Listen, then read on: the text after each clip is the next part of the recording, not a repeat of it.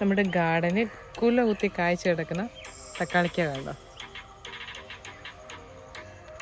തക്കാളി ചെടിയുടെ കമ്പ് വെച്ച് പിടിപ്പിച്ചതിലാണ് ഇത്രയും കായ്കൾ നിറഞ്ഞു കിടക്കുന്ന ഒറ്റ ചെടിയിലെ. Good morning.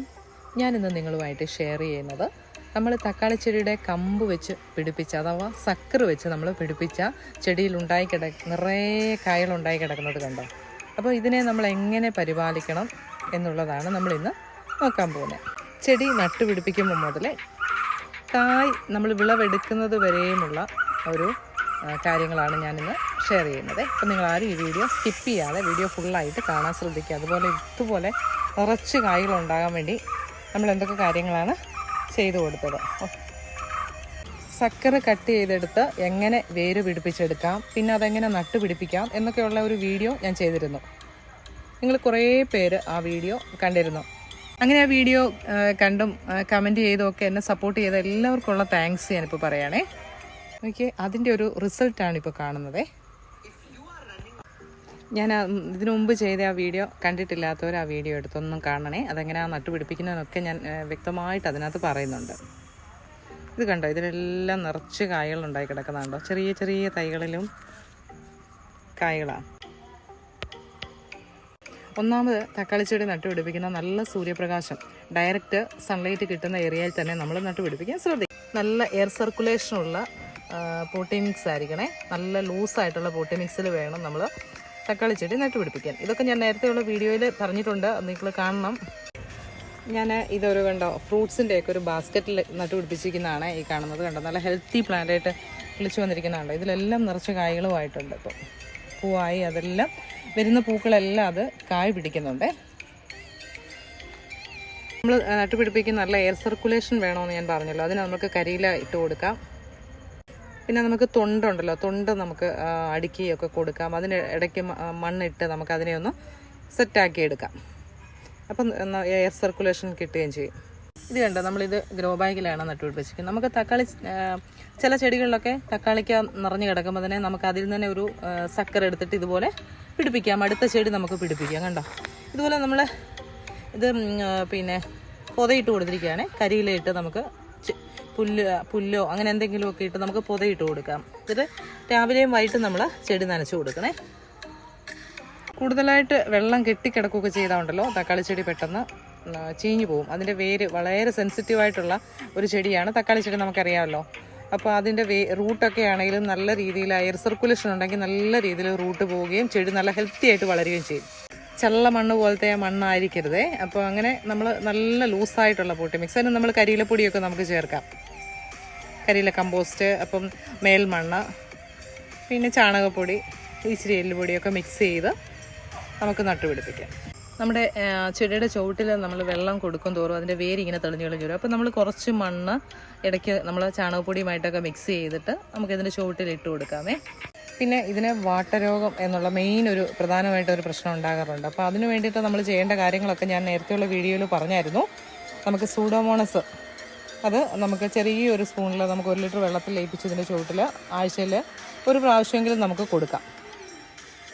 കണ്ടോ, ഇതിലിപ്പോൾ നമുക്ക് ഇഷ്ടം പോലെ തക്കാളിക്ക് കായ് പിടിച്ചിട്ടുണ്ടേ, കാണാമല്ലോ.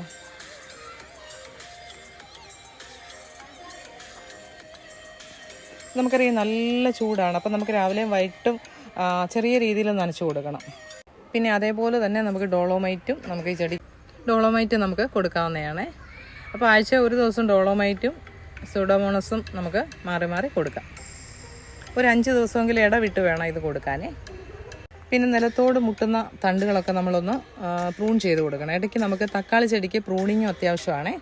അപ്പോൾ അങ്ങനെ മണ്ണിലോട്ട് തണ്ടുകൾ മുട്ടാനിട വരുത്തരുത്. അങ്ങനെ മുട്ടുമ്പോൾ അതിന് ഇൻഫെക്ഷൻ ഉണ്ടായിട്ട് നമ്മുടെ തക്കാളി ചെടിക്ക് വാട്ടരോഗങ്ങൾ വരാൻ സാധ്യതയുണ്ട്. അപ്പോൾ നമുക്ക് ഇതിൻ്റെ ചുവട്ടിൽ നിന്നുള്ള പിന്നെ തണ്ടുകളൊക്കെ മണ്ണിലോട്ട് മുട്ടുന്ന അതുപോലുള്ള ഇതിങ്ങനെ നമുക്ക് കട്ട് ചെയ്ത് കൊടുക്കും. കട്ട് ചെയ്ത് കൊടുക്കുമ്പോൾ നമ്മൾ ശ്രദ്ധിക്കേണ്ടത് സ്റ്റെറിലൈസ് ചെയ്ത ബ്ലേഡോ കത്രിയായിട്ടോ നമ്മൾ കട്ട് ചെയ്യാൻ ശ്രദ്ധിക്കണം. ചെടി വലുതാകും തോറും നമുക്ക് ആ ചുവട്ടിലത്തെ സ്റ്റെമ്മുകളൊക്കെ ഒന്ന് കട്ട് ചെയ്ത് കളഞ്ഞാൽ നല്ലതാണേ. അതാണ് നമ്മൾ പ്രൂണിങ് എന്നുള്ളത് കൊണ്ട് ഉദ്ദേശിക്കുന്നത്. അതൊക്കെ ചിലതിങ്ങനെ ചെടി വലുതാകും തോറും കമ്പുകളൊക്കെ സ്റ്റെമ്മുകളൊക്കെ ഇതുപോലെ വാടി അതിൻ്റെ ഉണങ്ങിയൊക്കെ വരും. അപ്പോൾ അതെല്ലാം നമ്മൾ കട്ട് ചെയ്ത് കളയണം. ചെടിയെ എപ്പോഴും നല്ല രീതിയിൽ നമ്മൾ ഒരുക്കി നിർത്തണേ.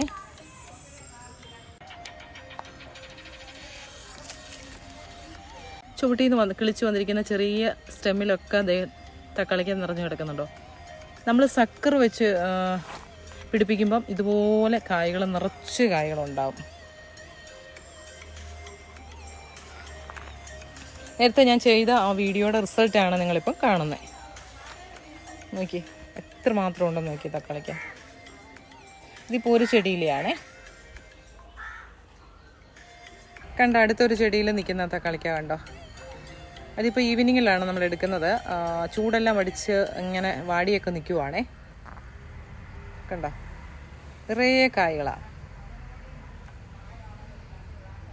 അപ്പോൾ തക്കാളി ചെടിയിൽ പ്രൂണിങ് ഏറ്റവും അത്യാവശ്യമാണ്. നിറയെ കായ്കളുണ്ടാവാനും ചെടി നല്ല ഹെൽത്തി ആയിട്ട് വളരാനും. ഇതുപോലെ ചില കമ്പുകളൊക്കെ ഉണങ്ങി നിൽക്കുന്നതും പിന്നെ അതുപോലെ ചുവട്ടിൽ നിന്നുള്ള കമ്പുകളൊക്കെ ഒന്ന് നമ്മൾ വെട്ടി മാറ്റി നല്ല വൃത്തിയാക്കി കൊടുക്കണേ. ഇതേ കണ്ടോ, ഈ ഒരു ചെടിയിൽ നിൽക്കുന്ന തക്കാളിക്ക് കണ്ടോ കായ് പിടിച്ചിരിക്കുന്ന കണ്ടോ. അപ്പോൾ നമ്മൾ ചെറിയ ചെടി ആയിരിക്കുമ്പോൾ പൊട്ടാസ്യം അടങ്ങിയ വളങ്ങൾ നമ്മൾ കൊടുക്കരുത്. അങ്ങനെ കൊടുത്തു കഴിഞ്ഞാൽ ചെടി കായ് ഉണ്ടാകാനുള്ള ഒരു ടെൻഡൻസി വരികയും ആ ചെടി പൂർണ്ണമായിട്ട് നശിച്ചു പോവുകയും ചെയ്യും. നമുക്കറിയാം, ചെറുതിലേ കായ്ച്ചു കഴിഞ്ഞാൽ അതിനുള്ള ആ ഒരു കപ്പാസിറ്റി ആ ചെടിക്ക് ഇല്ലാത്തതിനാൽ ആ ചെടി നശിച്ചു പോകും. അതുകൊണ്ട് ചെടി ഒരു 40 ദിവസമെങ്കിലും ആയ, ഒരു മാസം അല്ലെങ്കിൽ ഒരു 1.5 മാസമെങ്കിലും ആയ ചെടികളെ നമ്മൾ കായ്ക്കാൻ അനുവദിക്കാവുള്ളൂ. അതുവരെയും ചെടിയൊന്ന് വളർന്ന് ഇച്ചിരി ഒന്ന് വലുതായിട്ട് നമ്മൾ ചെടിക്ക് വേണ്ടതായ ഒരു ഹെൽത്തൊക്കെ വന്നതിന് ശേഷം മാത്രമേ നമ്മളതിനെ പൊട്ടാസ്യം അടങ്ങിയ വളങ്ങളൊക്കെ കൊടുക്കാവുള്ളൂ. ഇതുപോലുള്ള നമ്മളെ ഫ്രൂട്ട്സിൻ്റെ ബാസ്ക്കറ്റുകളിലൊക്കെ വെച്ച് കഴിഞ്ഞാൽ നല്ല എയർ സർക്കുലേഷൻ ചെടിക്ക് കിട്ടും. നല്ല ഹെൽത്തി ആയിട്ട് നിൽക്കുന്നതുണ്ടോ. അപ്പോൾ ഇതിനകത്ത് നമുക്ക് 2 പ്ലാന്റൊക്കെ വെക്കാൻ പറ്റുമേ. പിന്നെ എപ്സം സോൾട്ട് കൂടി പോകരുത്.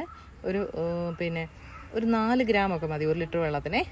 ആ ഒരു കണക്കിൽ എടുത്തിട്ട് നമുക്കിതിൻ്റെ ചുവട്ടിൽ ഒഴിച്ചു കൊടുക്കാം. നിറയെ കായ് പിടിക്കാൻ അത് ഹെൽപ്പ് ചെയ്യുമേ.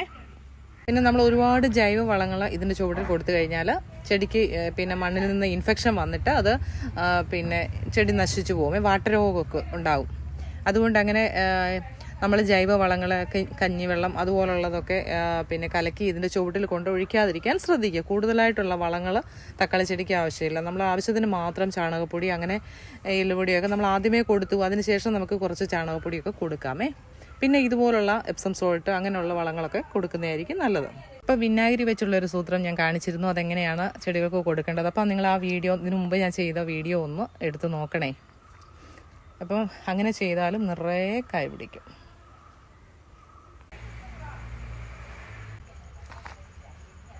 എല്ലാത്തിലും നിറച്ച് കായ്കളാണേ. നമ്മൾ ചെറിയ ചെടി ആയിരിക്കുമ്പോൾ തന്നെ നമ്മളതിന് സപ്പോർട്ട് കൊടുക്കണം. തക്കാളി ചെടിക്ക് സപ്പോർട്ട് ഇല്ലെങ്കിൽ അത് പെട്ടെന്ന് മറിഞ്ഞു പോകാൻ സാധ്യതയുണ്ട്. അതുകൊണ്ട് പിന്നെ പ്രത്യേകിച്ച് കായ്കളായി കഴിയുമ്പോഴും അതിനെ നമ്മൾ കെട്ടി കൊടുക്കണേ. ഇതുപോലെ കെട്ടി കൊടുക്കുകയാണെങ്കിൽ നല്ല രീതിയിൽ ചെടി വളർന്നു വരും. കായ്കളൊന്നും നശിച്ചും പോകത്തില്ല. അല്ലെങ്കിൽ അത് എല്ലാം കൂടെ മറിഞ്ഞ് അതിൻ്റെ തണ്ടുകൾ ഒടിഞ്ഞൊക്കെ പോകാൻ സാധ്യതയുണ്ട്.